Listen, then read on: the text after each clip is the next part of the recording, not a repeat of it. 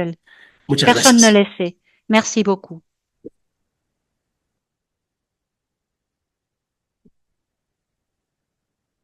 Me gustaría hacer una pregunta, no sé si la traducción está en Je voudrais poser une question, Me gustaría hacer una pregunta al padre David.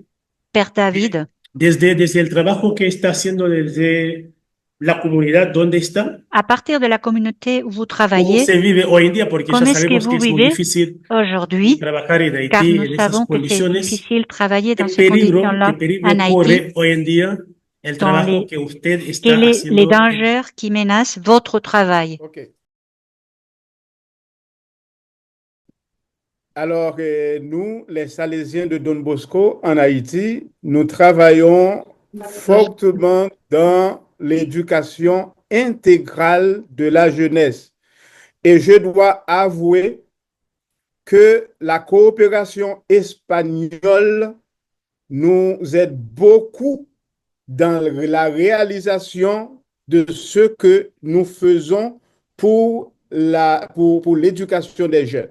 Grâce à la coopération espagnole, l'AECID, nous, Salésiens de Don Bosco en Haïti, nous sommes arrivés, malgré toutes les turbulences, malgré tout le chaos de l'insécurité en Haïti, nous n'avons jamais fermé nos portes à l'école.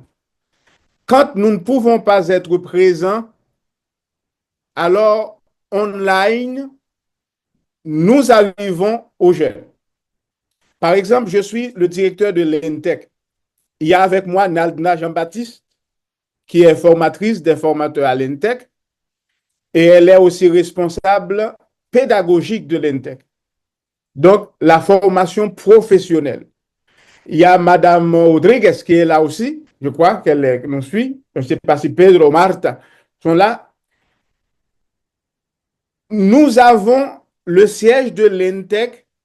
Nous avons 2 antennes. Une antenne dans le nord, une antenne dans le sud.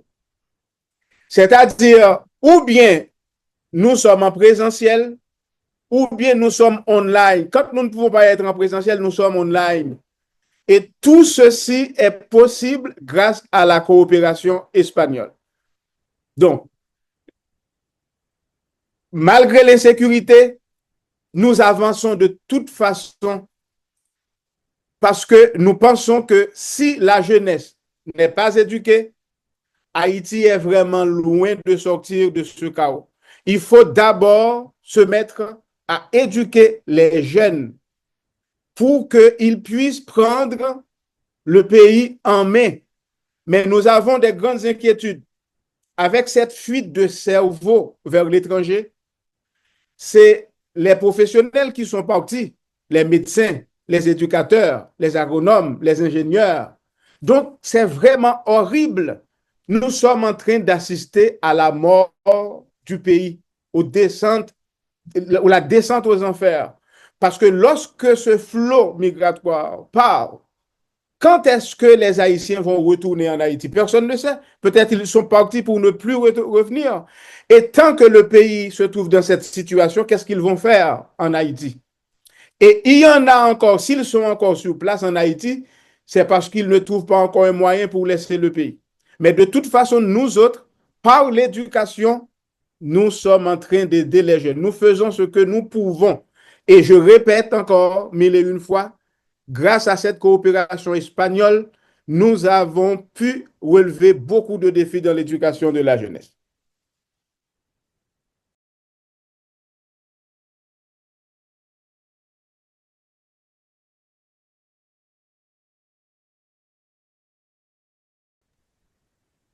Bien, como el padre es el invitado de lujo, sabía Comme le père, una c'est pregunta más. l'invité des luxe, ¿Qué relación je me tiene permets de poser une autre con el question. Ministerio de Quelle est Educación de Haití? votre relation avec le ministère de Sabemos todas l'Éducation a veces las d'Haïti? dificultades que tiene Car esa nous parte, savons muchas tous veces hablan, pero que parfois ils para ahora de pasar parlent al et ne acto font no rien. hacen absolutamente nada. Ils ¿Qué font relación tiene absolument con este rien. ministerio? Donc, quelle est votre relation? Malgré nos efforts répétés, le gouvernement haïtien est lent comme un chameau. Le gouvernement haïtien, il parle beaucoup, mais ce gouvernement n'agit pas dans la réalité. Et ils disent qu'ils veulent travailler avec nous. Cependant, à chaque fois que le gouvernement, surtout le ministre de l'Éducation nationale, nous avons participé déjà avec le ministre sortant dans plusieurs réunions, il nous promet d'autres rencontres pour avancer. Parce qu'actuellement, ENTEC est en train d'expérimenter un programme qu'on appelle le baccalauréat technologique dans les lycées ou bien les collèges à Port-au-Prince. C'est une expérience pilote. On a commencé dans 4 écoles, toujours grâce à la coopération espagnole. Donc, le gouvernement doit nous aider parce que le gouvernement doit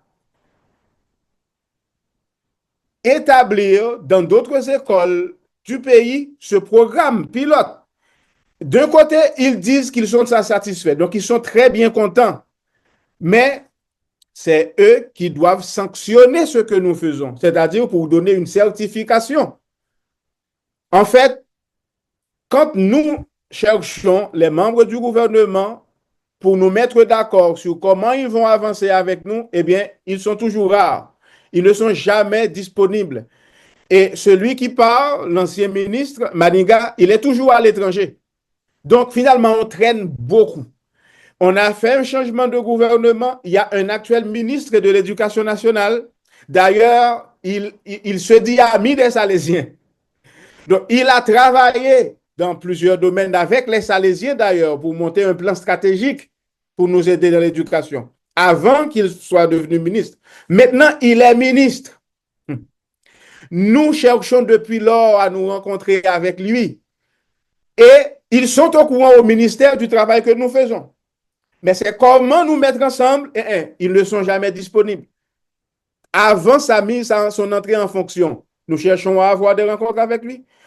Dans son cabinet, nous avons aussi d'autres anciens collaborateurs des Salésiens qui sont là. Moi-même, je l'ai rencontré à Caribe l'autre jour. Il était là. Mais il n'a pas de temps. Lorsqu'ils deviennent ministres ou bien lorsqu'ils occupent une place dans le gouvernement, ils ne sont plus disponibles.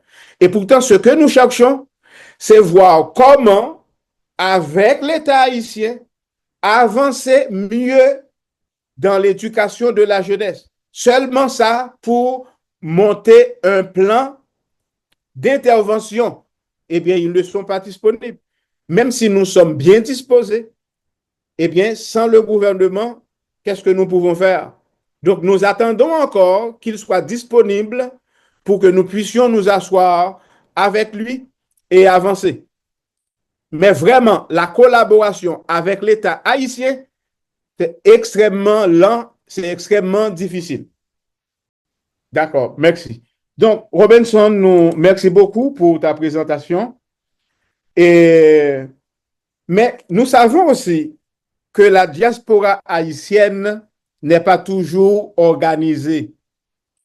Donc, comment la diaspora haïtienne peut s'organiser de manière à influencer positivement la politique en Haïti? Il y a un autre volet. Donc, comment est-ce que cette diaspora peut influencer positivement la politique en Haïti? Autre question pour finir, bon, c'est 2. Nous savons que la diaspora est divisée aussi, parce que